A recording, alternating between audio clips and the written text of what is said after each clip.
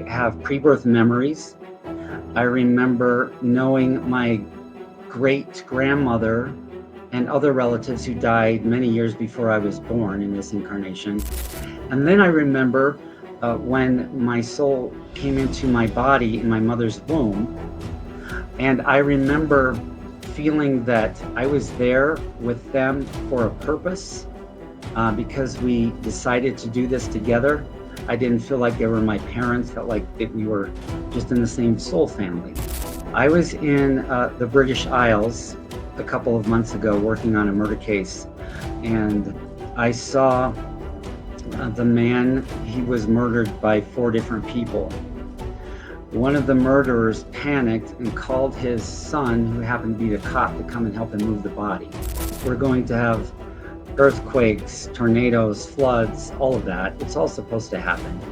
I believe the public will be more ready for the ETs to be amongst us. I'm thinking the end of 26, the first part of 27.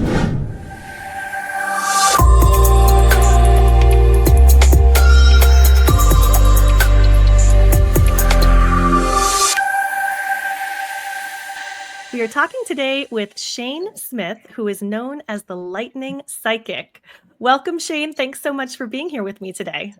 Thank you. I'm grateful to be here. Well, I am excited to talk with you. I know you have a lot of interesting stories to share, but I think first I would love to find out a little bit more about why do people call you the Lightning Psychic? I know there's a story there, so I would love to hear you share that with us. Yes, I was living in New York City, and I came out here to Colorado, where I'm from, to visit my family, and I was hiking. I was at the top of Horsetooth Rock above Fort Collins, Colorado, and lightning hit the rock I was standing on and went through my body. And I had metal frame sunglasses on the top of my head, and they melted. And it was all very slight.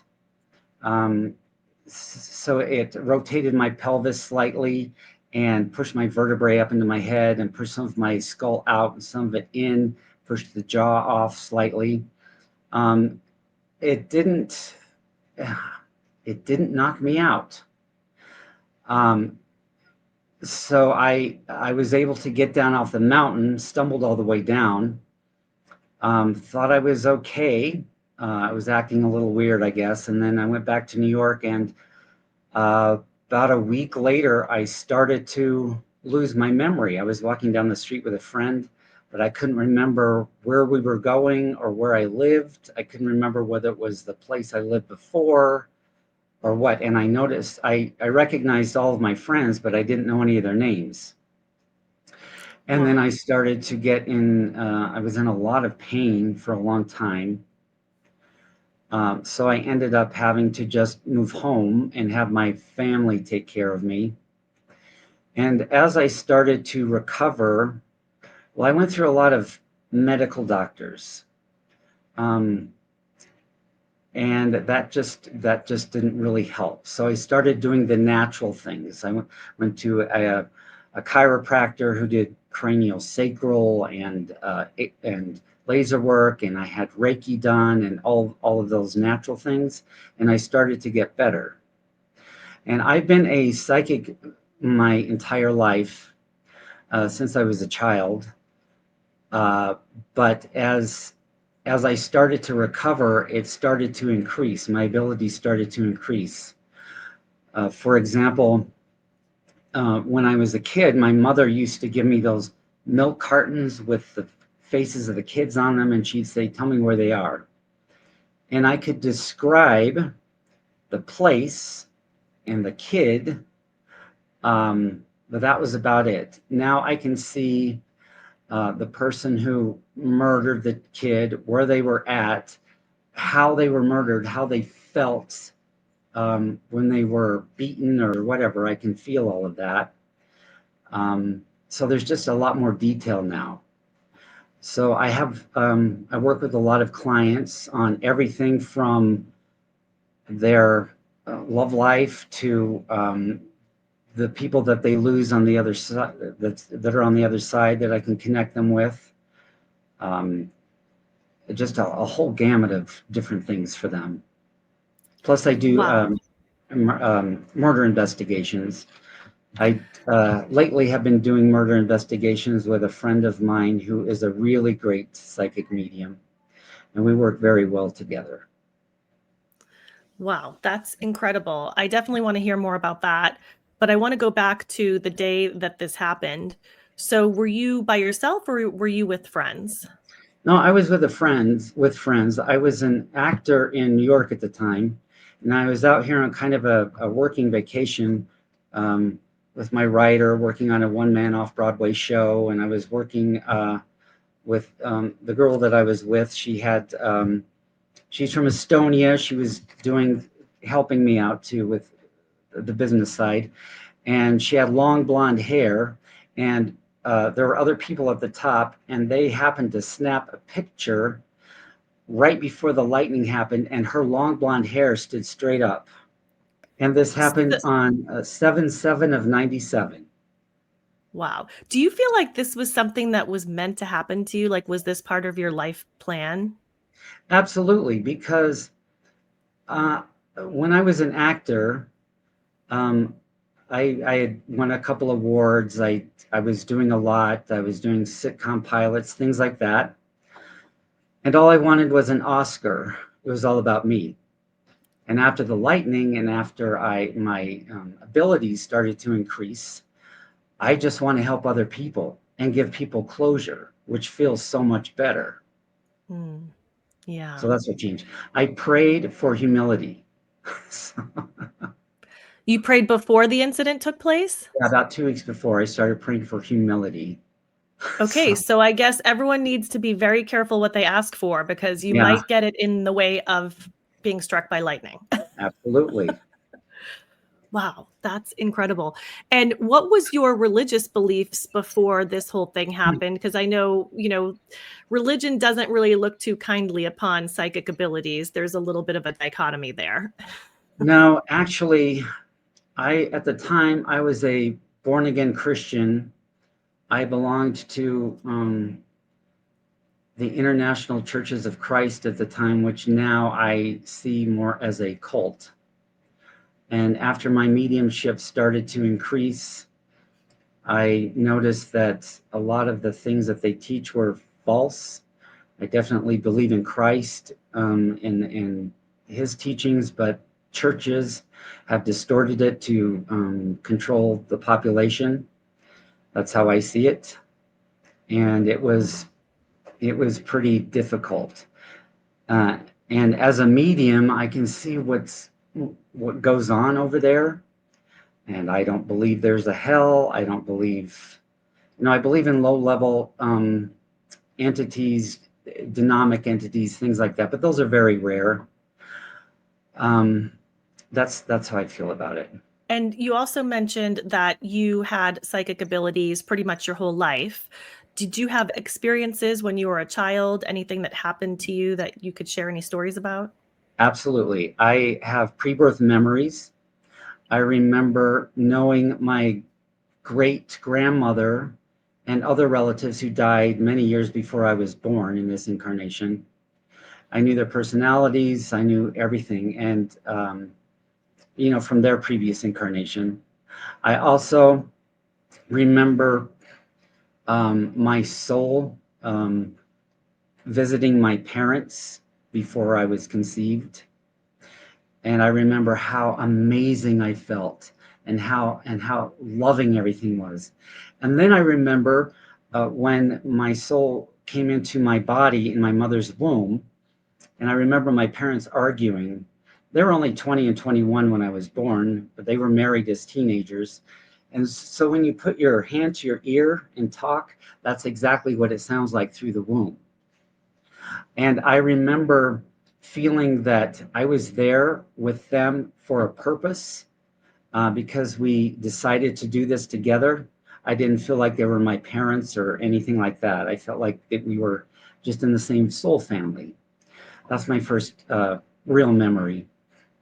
And then after I was born, I do remember my relatives from the other side visiting. And when I was a kid, my younger brother had a couple of friends over, and I saw one, and I started crying because I saw him um, use a gun to kill himself when he was much older. And I saw the car as a futuristic looking car. So about a year after my brother graduated from high school, he said, this guy, he's disappeared. And I described the car. It was green. I said, he's by this barn. He shot himself with a rifle, just like I told you, like, I don't know, 15 years before that. And that's exactly how they found him. There was a man that my father had over for dinner one night, and I told my mom that I don't see him surviving very much longer. And 2 weeks later, he was hiking and fell off a cliff to his death. And then I always knew when it was the last time I would see a relative or whatever. But to me, it was all just natural. And then my mother started giving me those little milk cartons with the faces of the missing kids. And she'd say, tell me where they are. So I could kind of describe where they were, but the lightning enhanced it so much more. Back then I could see the person and, the floorboards they were under or whatever, but now I can see the face of the person who did it. I can feel everything that happened to the person, even if they were raped or beaten. I can see where they are, just so much more than I was able to before the lightning. Wow. I actually got chills when you were sharing that story because it's just, I can't imagine what that must be like for you to have those experiences of what that feels like for the victims. And I wanted to ask you about that. What is it that you're seeing? Is this something that's coming through your third eye, or do you have a remote viewing ability, or are you using specific clairs in order to tap into these experiences? All of the clairs. I was never really able to specifically describe it because I've always had it, Um, but I know it comes through my third eye, and I see pictures and little movies of what's going on. And then I can sense things, I can smell it, I can hear it, all of that. But it's all through my third eye. Very rarely will I physically see a spirit there, once in a while, but I'll always see them through my third eye and feel them and smell them. A lot of times kids are afraid of those things because they'll see a black image come across the room. And most of the time, that's just a relative who can't completely manifest themselves into what they looked like during their lifetime. I also had an entity when I was about 6 years old get on top of me, and I couldn't move. But for some reason, I knew what it was, so I just said, get off. And it left and never came back because I didn't show any fear. Interesting. So they do respond if you actually speak to them and tell them to leave. Yeah. And sometimes you have to So, be firm. wow. So when you were seeing these other dark entities, would you call those ghosts? Is that what that would be? Well, there's a difference between a spirit and a ghost. A spirit is someone who is in non-physical, and they can come and talk to you and react with you. A ghost is residual. It's like when a house has that energy and you see the person just walk by and disappear. So yes, spirits have low level energies sometimes, not always. There's prankster spirits. A lot of times when people die of an overdose or alcoholism, they kind of want to live vicariously through the people who have the same issues. But at the same time, their angels and their guides are trying to coax them, come on, come to the light with us. And sometimes I've just had to say, look, you need to go to the light. You have your family over there. Everybody's over there waiting for you. You need to grow as a soul. There's nothing for you here anymore. So then they'll cross over and I'll feel that. And are you able to also see the angels and the guides of these people too? Oh my gosh, yes. When I have a client in my office, I will often see their birth angel or guardian angel. who's with them their entire life, and you don't leave until uh, the angel keeps you alive until it's your time to go, that you've contracted the allotted time to be here. They're always standing all the way to the right of a person, and then their guides will stand next to the angel. I've always heard we have like a team of people, angels, guides that are here supporting us. And I had another guest not long ago who said that we need to speak out loud to our angels and ask for support, that they can't intervene unless we actually ask them to help us with a specific situation or whatever we need help with. Has that been your experience as well, that we need to communicate directly with our angels in order to get them to support us? Uh, Somewhat, yes, you need to ask. However, if you're in a car accident and some random paramedic comes and grabs you and takes you out of the car to safety and then disappears, that is your birth angel keeping you alive until it's time to go. Um, a lot of times people don't know how to connect with their guides and angels.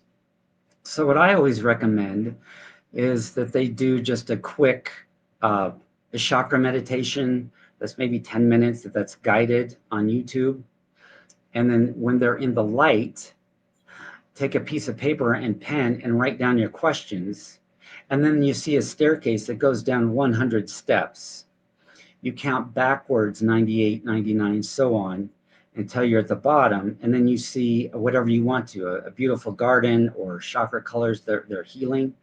And then what that does is puts you in a bit of an altered state. So then you take your paper with the questions on it and ask them out loud and just wait, and you'll start to get downloads from them. You can talk to your relatives that are on the other side, your guides, angels. Thank you for sharing that. I always like to have exercises that we can put into practice, that we can use as a way to tap into our intuition and into our higher self, and also the angels and guides that are around us. So thank you for sharing that. Sure. And I wanted to ask you, because you did bring this up, you mentioned that you also work with people for missing children. And I understand you offer your gift in this way. Do you ever work with the police? Do you ever kind of work hand in hand with them to assist with finding any missing people, not just children, but just missing people in general? I mostly work with the families because the police aren't very often cooperative with us. Um, and I've worked on several cases where the police are either involved or they just simply don't know what they're doing. And so the family will have to oftentimes hire a private investigator or have a medium come in and figure it out. You just mentioned that police are involved, which is a little bit shocking to hear. Do you have any stories you can share where the police were involved with the Yes. person's missing case? Oh, absolutely. I was in the British Isles a couple of months ago working on a murder case with another medium that works with me on murder cases. And I saw the man, he was an older man. He was murdered by 4 different people. One of the murderers panicked and called his son, who happened to be the cop, to come and help him move the body. And then he made a lot of the evidence disappear. So there's a lot of corrupt cops, more so than we might think. Also, I've done about 4 different cases in one county in Missouri where the cops just decided, well, the person committed suicide because they have a background of being a drug addict or an alcoholic. So they just say, okay, they just committed suicide, and then, which is completely not true. I did one case where this woman had a rope around her, and they said, well, she did it to herself. I said, no, she was poisoned. And I could see her boyfriend walking outside, and then I saw the poison in a jar, which happened to be antifreeze. And so they did get somebody on camera, but because the cops decided that the person was a drug addict, and she had some drugs in her system because the murderer put them there. So she had more drugs than just that, but still, he murdered her with that poison. So oftentimes the cops will just chalk it up as that because they don't want to do any extra work. And has any of the cases that you've worked on led to a conviction based on the information that you've provided? Not that I'm aware of.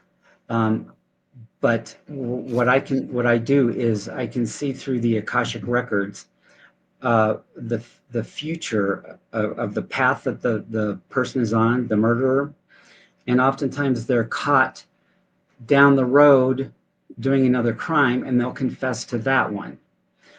I also did a case here in Colorado where this young lady was murdered, and the policeman's uh, daughter and the murdered victim was two-timing with this young man that murdered her, and he didn't want to give up this information, so he didn't pursue it. And I said, well, her body is near the airport in this field.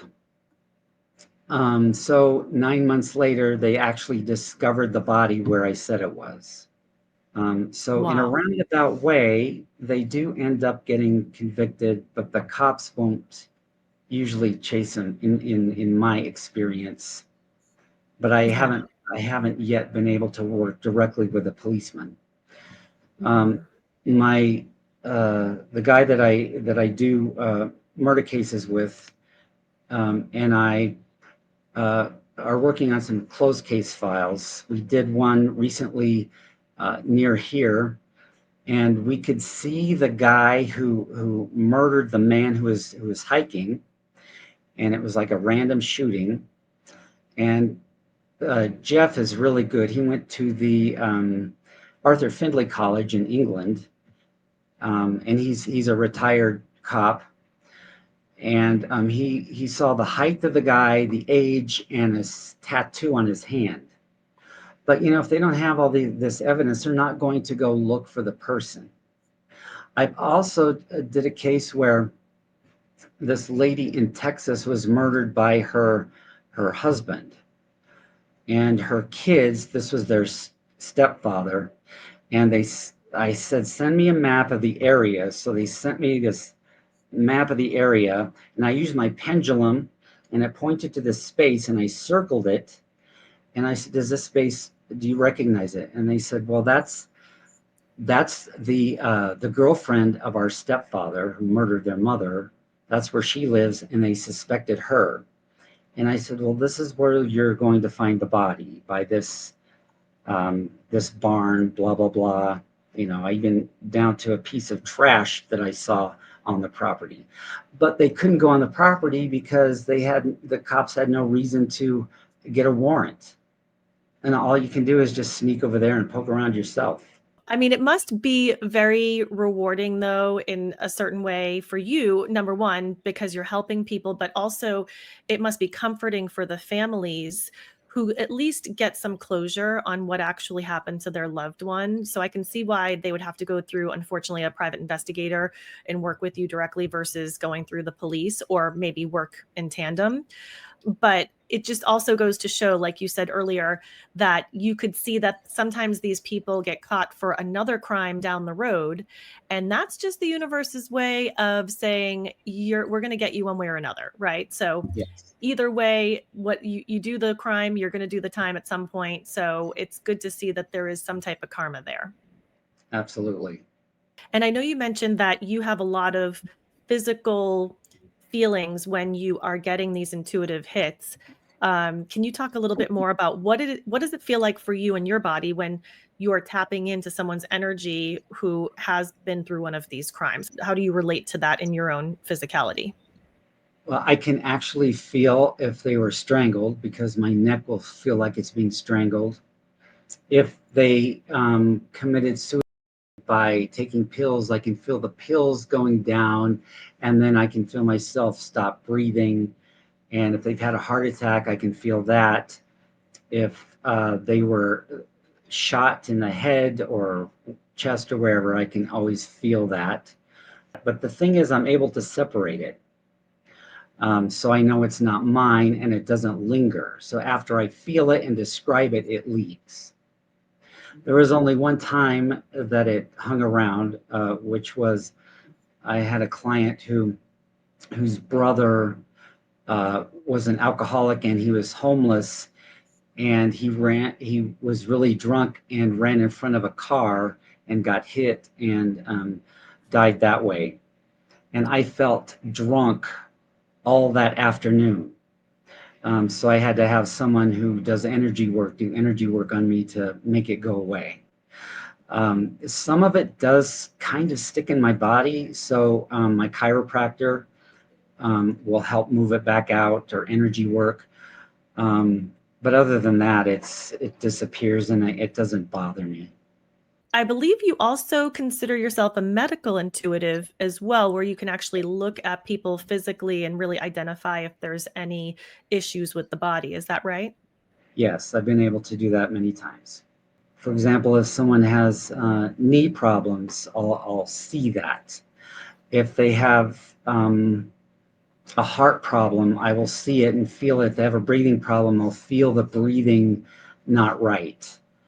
Even if it's a relative of theirs. I had a client, and I said, and then I get downloads, and I said, I'm concerned about your husband. He has a prostate issue and needs to go to the doctor.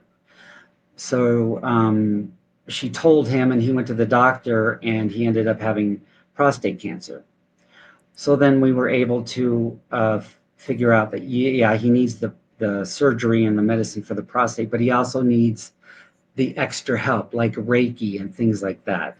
So it's just a matter of kind of scanning the body and seeing the discoloration. Usually it's a discoloration for me. Like if someone has a liver problem, I'll not only feel it a little bit, but I'll see white in there, things like that.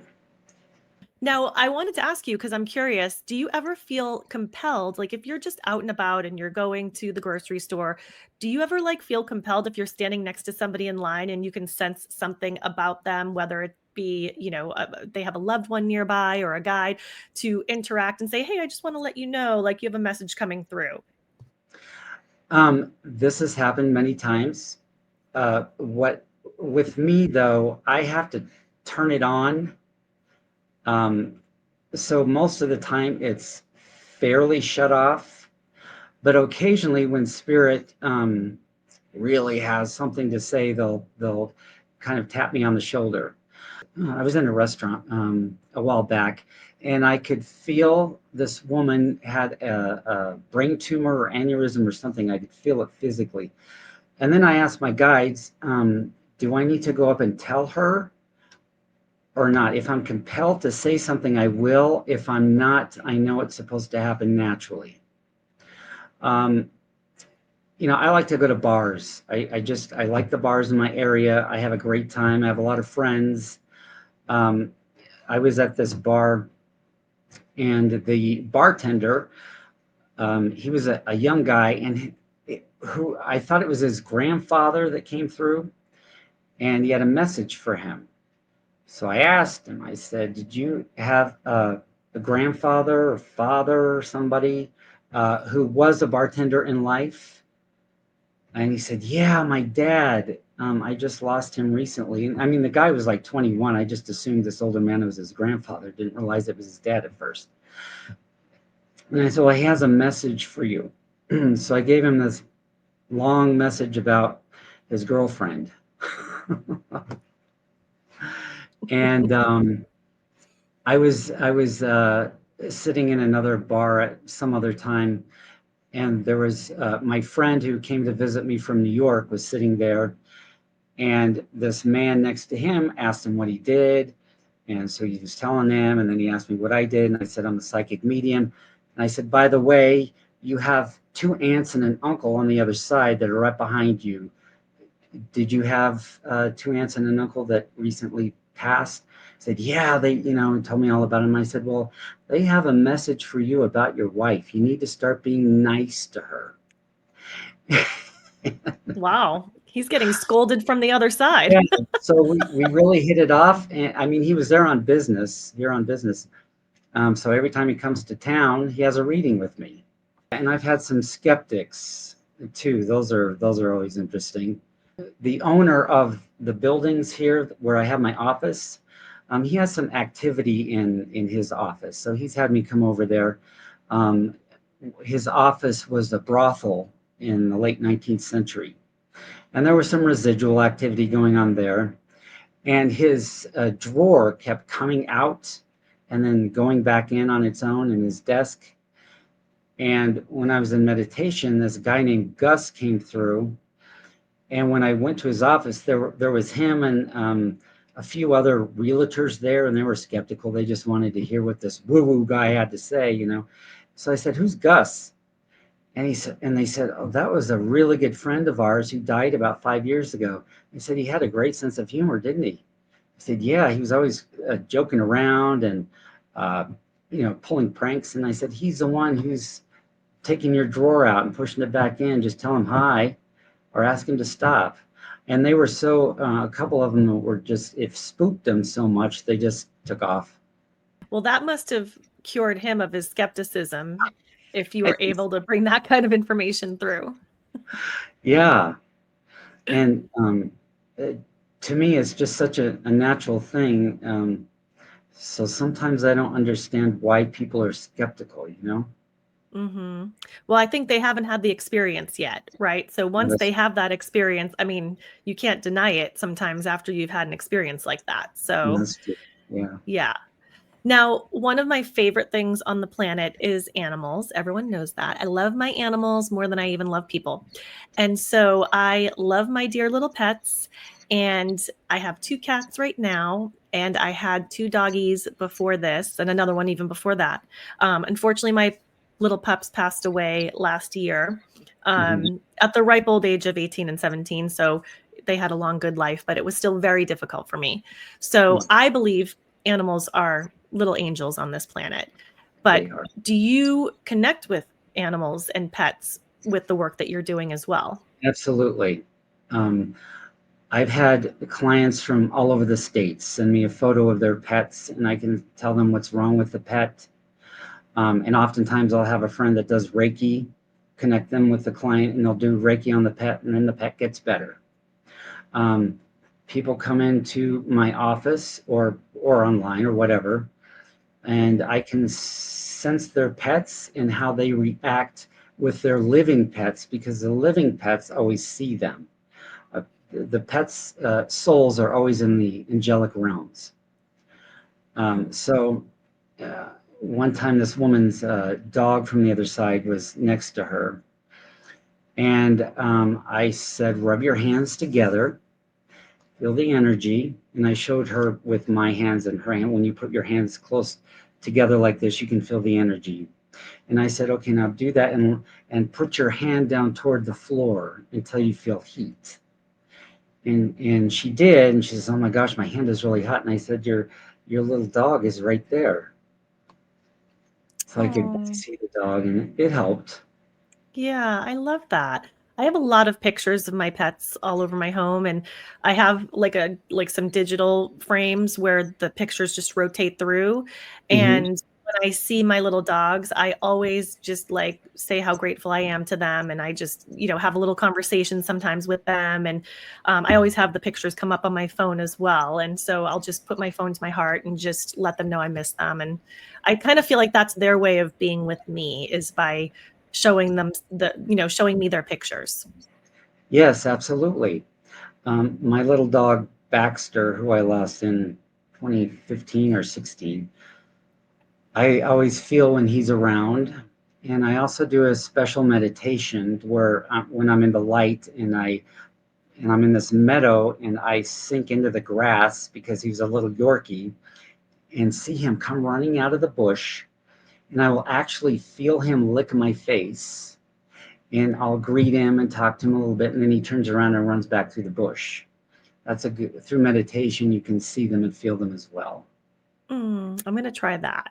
I'm gonna try that. And it's It's, funny that you said that about being in the field because I envision on the other side, because I am hoping and praying we do see our pets again because I oh, yeah. desperately want to see all of mine, and I have a lot of them. I have a lot of cats and dogs and a fish.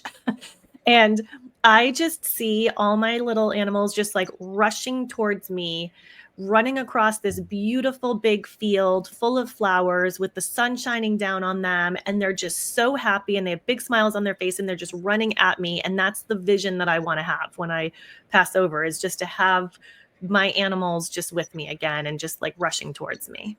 And that is what does happen. When I see someone's loved one, when I feel how they crossed over, I always see who is standing there. I see their pets greeting them. It's amazing. My uncle um, died several months ago, and my mom is really into what I do. My dad is a bit of a skeptic, but you know, um, my uncle came through about 2 o'clock in the morning and said, "Take care of your dad." And he was standing there with this little black and white dog that I could tell that he had when he was a kid. And so I went later on. I went to see my dad, and I said, about 4 o'clock in the morning, I said, "Uncle Dean died. His one of his daughters will be calling you pretty soon." "How do you know?" he says. I said, "Well, I just know." So pretty soon the phone rings, and it happened. And then later on, I said, "Did you and Dean have a dog when you were little?" He says, "Oh yeah, Dean had this dog," and he described it. And I said, "Well, he met him on the other side." Of course, my dad is like, "What?" Does he still think all of this are coincidences? Because I feel like you've probably presented so much evidence over the years. Like, how is he still skeptical? Well, he's used to it, and he actually brags about me. Um, Oh, but he just doesn't get it because it's not something that he sees or has ever been a normal thing to him. Like my yeah. brother is an engineer, and when we were kids, I would see spirits or ghosts. In this case, once it was a ghost. This older lady walked across. It was a residual. She walked across and then disappeared. Um, and I say, "I can't believe you never saw any of these things when we were kids and we shared a room." He said, "No, I never saw anything like that." So the next day at school, this girl that was a neighbor happened to say, "Did you know an old lady died in your house?" And I'm like, "Yeah, I know, I saw her." Like, it's normal for me. That is so interesting how your brother has none of these experiences and you have all of them. So, I mean, it begs the question, why you? Why is it that you're the one having these experiences? Well, it was not only a contract before I came into this incarnation, but also I have ancestors who were mediums, and I do have one cousin on my dad's side who's a psychic. I didn't know that until about a year ago. Mm. So just certain people maybe have already agreed to come in with more of these abilities opened up, right? Um, and on that note, do you feel like we're kind of heading in that direction where people are starting to be more accepting of all of this and recognizing also that they have these abilities as well? Because we're seeing the children coming in more with these abilities already built in and wide open, and they're just, they're just like, this is who I am. But I think that us older generations, some of us are starting to learn about these now, either learn about them that they exist, or maybe learning about them that we actually have them for ourselves as well. Yes, absolutely. A large percentage of my clients are actually um, psychic mediums who are stuck, who are just discovering it. It scares them. They don't know what to do about it. Um, and I work with everyone from kids to teenagers, and a lot of them are in their 60s who are just discovering this. I had a client on the East Coast. He called me, he saw my TV show, and he called me and said, I don't know what to do about this ghost lady. She keeps bothering me. She died 30 years ago. She told me her name. Her husband murdered her in front of her baby. He was a doctor. And then I Googled it and found out that everything she was showing me was right. I'd never seen or done this before. What do I do? And I said, well, find a medium in your area that can help you. He said, well, how do I know? I said, well, you'll know. You'll just know. So he calls me up the next day and he said, you're the medium. I'm coming out there. So he came out here, and the woman who was stuck wanted people to know what happened. With him, we were able to send her to the other side to be with her team on the other side. And then his abilities really started to open up. And he actually works with me on some cases as well. And, a couple of years ago, he didn't have any indication that he even had this. Wow. So I work with a lot of people and help them understand what their gifts are and how not to be afraid of it. I want to jump back to Baxter for just a quick minute Mhm. because I understand Baxter had his own insurance. Oh, yeah. If you look up man's dog gets Obamacare, I signed up for Obamacare back then. And it was on the phone because I'm just electronically challenged all the way around. And so I used Baxter's name for a password, and they put it in my name slot. So he got my insurance, he got my copay, and before you know it, I was on. I couldn't get it off, so I called Channel 31, and they were all on it. And then Greta Van Sustren's office called, and they came, picked Baxter and I up in a limousine, and we went to Denver to a studio, and they did a whole thing on the news. A lot of people can't get insurance, but Baxter got it. Exactly. That is awesome. I love that story. So, one other topic I just wanted to bring up here as well is the talk of what's out in the cosmos. Are there other beings beyond planet Earth, other than human societies? We know that we're on sort of this precipice of disclosure, or at least we hope we are. What are your thoughts in regards to being a channel? Have you had experiences with any possible extraterrestrials? Do you believe that there's life beyond our planet? What do you think about all that? Absolutely. They don't really communicate too much with me, but I do see them every now and then with a client. And I say, I can tell that they had some kind of connection with a specific ET race, but they're everywhere. They've been here for forever. Um, they're incredibly helpful. They're awesome, which brings up another subject about missing kids. There were a lot of missing kids, and I did one investigation where the child was missing.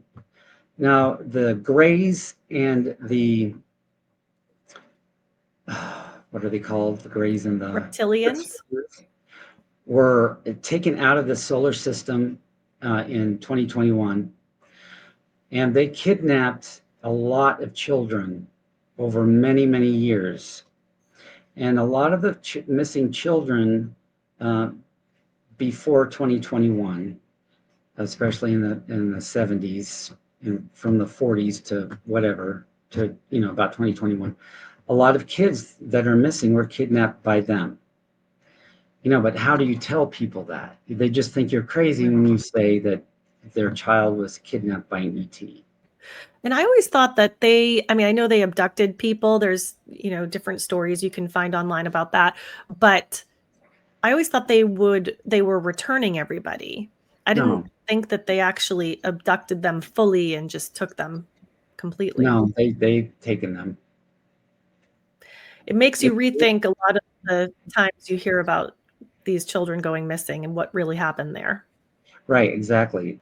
But it's just so common, and I'll be glad when finally people understand it. I mean, 40 some different countries actually have part of their military with spacecraft. They go back and forth to Mars and the moon all the time. The feeling that I get since the Greys and the reptilians were taken out of the solar system, when I look at the moon, the feeling is totally different because they occupied the moon a lot.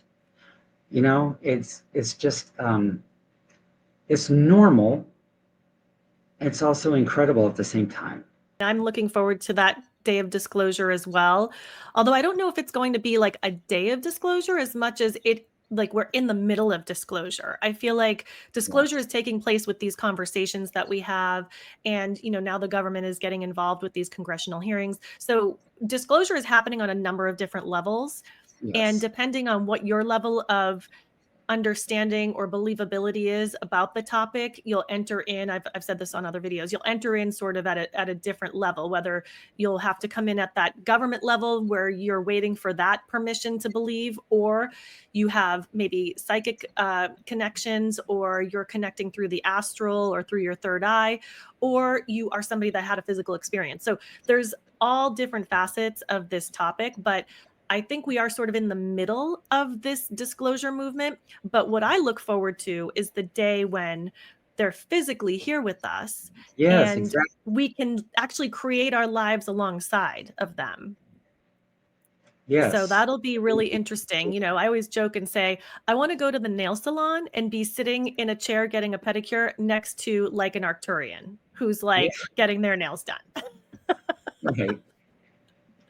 Are there specific races that you have had any experiences with yourself, or that you've heard of any experiences through your clients? Nordics. There's several Nordics that I've noticed that they're with. And some of the ETs are blue. I'm not sure which race that I think is. those are Syrian, Yes, from what I Syrian. understand. Yes, Yeah. Syrian. But I see them sometimes. So if you had to guess in the next 12 to 24 months, I mean, we've had such a wild ride in the last few years, ever since 2019, of course. What predictions could you make about what's coming for us in the next, maybe, let's say, 12 months? Is there anything on the horizon that you see from a psychic perspective that can kind of prepare us for what's coming down the pipeline here? Just write out what's going to happen and don't take things so seriously. We're going to have earthquakes, tornadoes, floods, all of that. It's all supposed to happen. All the things that are happening in the government is supposed to happen. I believe the public will be more ready for the ETs to be amongst us after the wars are over. I'm thinking the end of 26, the first part of 27. They'll finally be more disclosure for most of the population, and it will eventually be a natural thing. But don't take all this stuff so seriously. You know, the energy is going to change eventually, and we're going to be in a utopia at some point. Just look forward to that. Exactly. I agree. That we have to keep our focus on the positive and not focus on the Yes. negative, because that's what we get more of. Whatever we focus on, wherever our attention goes, that's where energy flows. So, well, Shane, this has been so much fun talking with you. And I know you have a lot of projects coming up, and you also offer pet readings. As I mentioned, you offer readings for people who have maybe missing family members, or just psychic readings. And I know you do group offerings as well. Can you share with people just what do you have coming up as projects, and also where is the best place for anyone to find you? Well, I have a book that we're working on. We're on chapter 13. Um, that'll be coming out. I did a television show several years ago that's still out there. It's Monsters and Mysteries in America, season 3, episode 3. I had a producer approach me a couple of months ago. We're going to try to work on a new docu-series with my buddy Jeff and I, who do murder investigations together. He's going to follow us around and document a lot of that, amongst other things. We have the triangle Reiki sessions that are going to come up, which is a huge huge healing mode. It's just amazing. Great. Well, it sounds like you're keeping busy. Yes. And I just want to say thank you for the work that you're doing with helping find missing people. That's such honorable work. And I know I appreciate that you're helping people in that way. Just before we wrap up here, do you have any final messages that you'd like to leave with anyone listening today? Well, you can reach me at shanesmithpsychicmedium.com. That's my website. And just know that your loved ones, it doesn't matter whether they've committed suicide or whatever, they end up in total bliss and love. And, a lot of people worry about, oh, where is my loved one? They always end up in perfection, in love and peace. I love that. I love that. And I know that will bring a lot of people a lot of comfort to hear that. So thank you for the work that you do. Thank you for sharing your message and your story today. We really appreciate it. And we wish you all the best with all of your projects. So thank you. Thank you so much. Take care.